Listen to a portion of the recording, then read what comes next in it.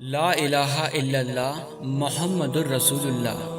ترجمہ: اللہ صرف ایک ہے، اس کے سوائے کوئی معبود نہیں، اور حضرت محمد صلی اللہ علیہ وسلم اس کے سچے پیغمبر ہیں۔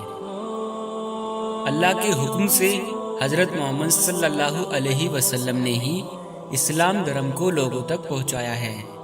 آپ حضرت صلی اللہ علیہ وسلم اسلام کے آخری نبی ہیں۔ آپ کے بعد اب قیامت تک کوئی نبی نہیں آنے والا۔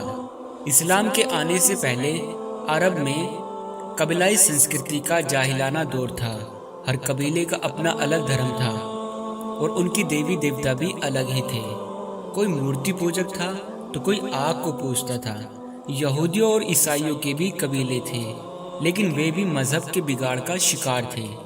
ایشور یعنی اللہ کو چھوڑ کر لوگ ویکتی اور پرکرتی پوجا میں لگے تھے۔ اس سب کے علاوہ بھی پورے عرب میں ہنسا کا بول بالا تھا۔ عورتیں اور بچے محفوظ نہیں تھے۔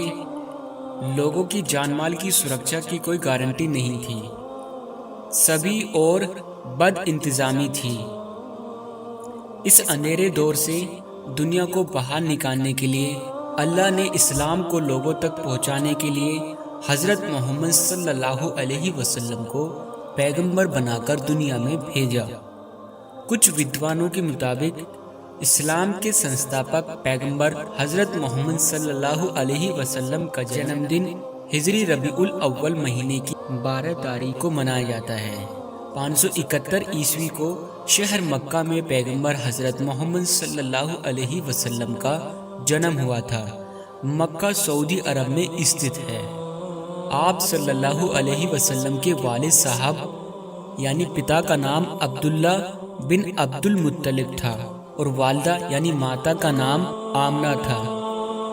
صلی اللہ علیہ وسلم کے پتا کا انتقال ان کے جنم کے 2 ماہ بعد ہی ہو گیا تھا۔ ایسے میں ان کا لالن پالن ان کے چاچا ابو طالب نے کیا۔ آپ کے چاچا ابو طالب نے آپ کا خیال ان کی جان سے بھی زیادہ رکھا۔ عبادت اور الہام: آپ صلی اللہ علیہ وسلم بچپن سے ہی اللہ کی عبادت میں لگے رہتے تھے۔ آپ نے کئی دنوں تک مکہ کی ایک پہاڑی ابول النور پر عبادت کی۔ 40 برس کی آیو میں آپ کو اللہ کی اور سے سندیش یعنی الہام پراپت ہوا۔ اللہ نے فرمایا، یہ سب سنسار سوریہ، چاند، ستارے میں نے پیدا کیے۔ مجھے ہمیشہ یاد کرو، میں کیول ایک ہوں، میرا کوئی مانی ثانی نہیں ہے۔ لوگوں کو سمجھاؤ۔ حضرت محمد صلی اللہ علیہ وسلم نے ایسا کرنے کا اللہ کو وچن دیا، تبھی سے انہیں نبوت پراپت ہوئی۔ قرآن: حضرت محمد صلی اللہ علیہ وسلم پر جو اللہ کی پاک کتاب اتاری گئی وہ ہے قرآن۔ اللہ نے فرشتوں کے سردار جبرائیل علیہ السلام کے معرفت پوتر سندیش وہی سنایا۔ اس سندیش کو ہی قرآن میں سنگرہت کیا گیا ہے۔ قرآن کو نازل ہوئے لگ بھگ 1400 سال ہو گئے، لیکن اس سندیش میں ذرا بھی رد و بدل نہیں کی گئی ہے۔ سب سے پہلے ایمان۔ نبوت ملنے کے بعد آپ حضرت صلی اللہ علیہ وسلم نے لوگوں کو ایمان کی دعوت دی۔ مردوں میں سب سے پہلے ایمان لانے والے صحابی حضرت ابو بکر صدیق رضی اللہ تعالی عنہ رہے۔ بچوں میں حضرت علی رضی اللہ تعالی عنہ سب سے پہلے ایمان لائے اور عورتوں میں حضرت خدیجہ رضی اللہ تعالی ایمان لائی۔